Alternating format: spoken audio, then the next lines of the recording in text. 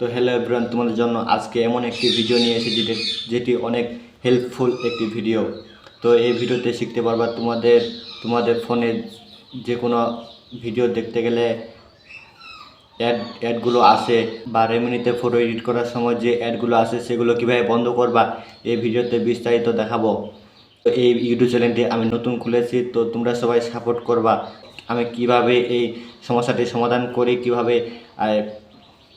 Add আসা বন্ধ করি মোবাইলে, সে দেখে থাকি। চলো, ফোনে অ্যাড আসা বন্ধ করার জন্য প্রথমে তোমার ফোনে থাকা সেটিংসে যাবা।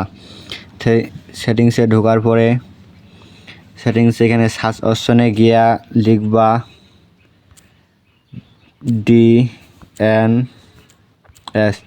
ডিএনএস লেখার পর এখানে আসবে প্রাইভেট ডিএনএস। তো এখানে ক্লিক করবা। প্রাইভেট ডিএনএসে ক্লিক করার পর এখানে দেখা যায় আবার প্রাইভেট ডিএনএস, এখানে আবার ক্লিক করবা। এখানে ক্লিক করার পর তো এখানে ডিএনএসের জায়গায় তোমরা লিখবা dns@ground.com। এটা লিখলে তোমার ফোনে আর কোনো সময়ের জন্য অ্যাড আসবে না।